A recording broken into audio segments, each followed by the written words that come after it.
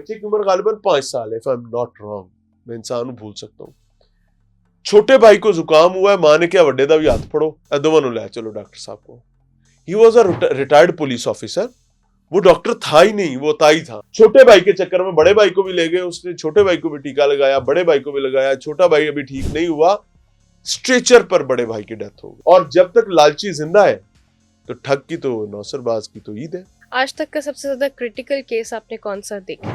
جوان بچوں کو بھٹا مالک کی مرضی کے بغیر شادی کی اجازت نہیں تھی, جن کے چھوٹے بچوں کو بنیادی اشیاء ضروریہ نہیں ملتی تھی. کیوں؟ کیونکہ بھٹا مالک ایک پرچی دیتا تھا اتنی سی کہ دکان پہ دے دو, اور جھوٹے کھاتے بنے ہوئے تھے. اس فیملی کو اللہ کی مدد کے ساتھ ہم لوگ وہاں سے بازیاب کروانے میں کامیاب ہوئے تھے. تو اب تک کتنے آپ نے کلینکس ایسے پکڑے جو کہ نہیں سرٹیفائیڈ ہیں؟ اگر آپ عطائیت کی بات کریں تو عطائیت پہ میرے خیال سے ہم کوئی 50-60 تو پروگرامز کر چکے ہوں گے. اور اچھا, اس کا بھی رزلٹ جو ہے نا, اس میں بھی آپ کو آنیسٹلی آج میں آپ کو ایک واقعہ سنانا چاہوں گا. چلیں اس پہ بھی آج بات کر لیتے ہیں. We ourselves are responsible for all these problems.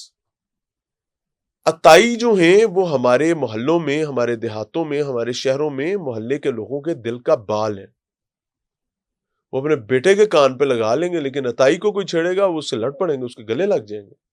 اب اس کا رزلٹ کیا ہوتا ہے؟ اس کی وجہ یہ ہے کہ ان کو وہ 50-100 روپے میں دوائی دیتا ہے, اور وہ اس چیز میں خوش ہیں کہ ڈاکٹر تے ہے نا 50-100 دوائی دیتا ہے, حالانکہ وہ ڈاکٹر نہیں ہے. وہی پھر ان کے بچوں کی جان بھی لیتا ہے. جب بچے کی, ماں کی, باپ کی, بیوی کی, خامد کی جان جاتی ہے تو یہی معاشرہ کہتا ہے اللہ کی رضا تھی, موت اللہ کی مرضی کے بغیر نہیں آ سکتی ہے. ایکچولی ہمارا اپنا بغض ہے اندر. ہمارا بغض کیا ہے کہ سانو 100-50 روپیہ دستا ہے. شادرہ کے علاقے میں ایک ہیپننگ ہوتی ہے, ایک پروگرام کیا جاتا ہے, ہماری ایک دوست نے کیا. ہم نے بھی اس شخص کو پہلے پکڑا, ہم نے پکڑا, تمام چیزیں ایئر ہوئیں. ہمارے بعد ہمارے ایک اور دوست نے پکڑا. پکڑنے کے بعد اس کے ساتھ تو خیر اس کا انکاؤنٹر یہاں تک ہو گیا نا کہ اس نے بیٹے کو کہا جا وہ لے آیا.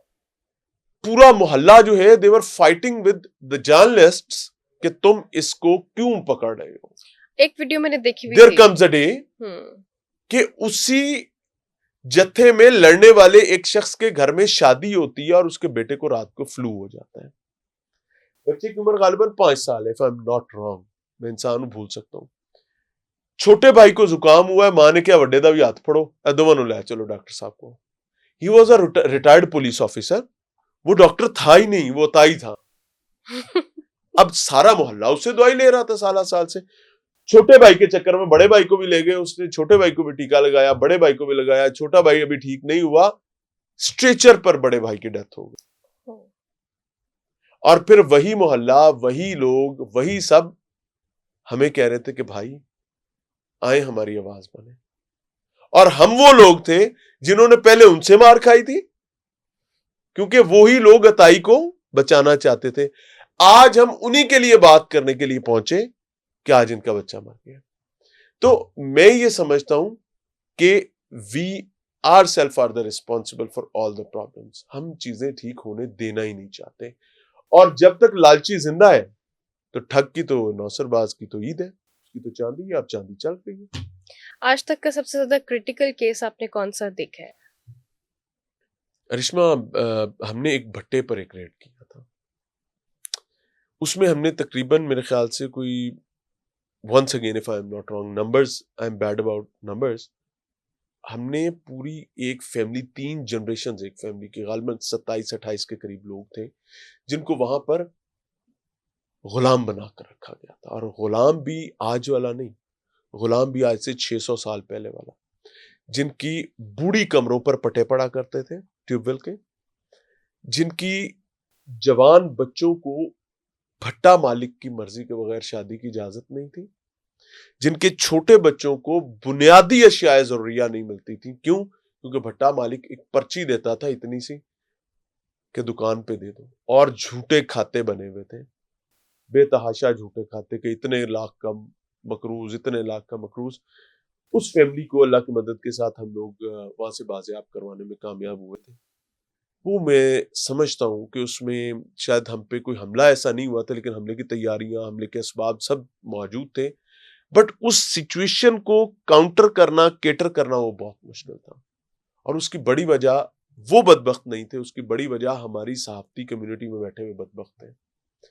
فون کرتے ہیں، عمران بھائی السلام علیکم، جی بھائی کیسے ہیں، ٹھیک ہیں، فلاں بات کر رہا ہوں فلاں چینل سے، جی بھائی حکم کیجئے۔ عمران بھائی یہ اپنے بھائی ہیں، ان کے ساتھ کوئی شفقت ہو سکتی ہے؟ بھائی کیا شفقت کرنی ہے، 28-30 بندہ ہے نا، غلام بنا کے رکھا ہے، ان سے چھڑوا کر پولیس کے پاس آئے ہیں، اور وہ اس پر برا منا گئے کہ ہم نے ان لوگوں کو ان کی قید میں واپس کیوں نہیں بھیجا، ہم نے ان کو مارے کھانے کے لیے بے یار و مددگار کیوں نہیں چھوڑا۔ اور پھر دیر کمز اے ڈے کہ ہمارے خلاف وہی چینل گیا پروگرام کرنے کے لیے، اور پھر اللہ غفور الرحیم ہے کہ اللہ نے ان کے چہرے پر ایسی پھٹکار اور لعنت ڈالی کہ وہ واپس آ کر چلا بھی نہیں سکے، بیکاز اس میں دکھانے کے لیے ویڈیو میں بندے موجود تھے، لیکن وہ کیا کہہ رہے ہیں وہ چلانے کا حوصلہ نہیں تھا۔ لوگ یہ کہہ رہے تھے کہ بیٹا اگر تم یہ چاہتے ہو کہ تمہاری عزت کی جائے، تم یہ عمران ارشد سے جا کے سیکھو کہ کام کیسے ہوتا ہے، اور پھر اللہ نے وہ کرم کیا۔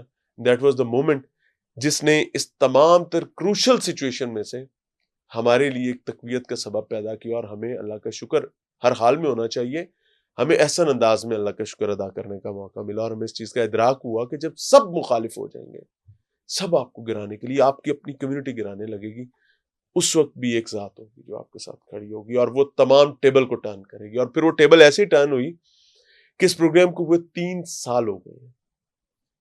آج بھی میں کہیں جاتا ہوں تو مجھے ایسی مائیں ملتی ہیں جو ماتھا چومتی ہیں، ایسے بزرگ ملتے ہیں جو ہمیں کہتے ہیں کہ بھائی ہم فلاں علاقے سے اور وہاں پہاڑوں میں بیٹھ کے آپ کے لیے دعا کر رہے ہیں۔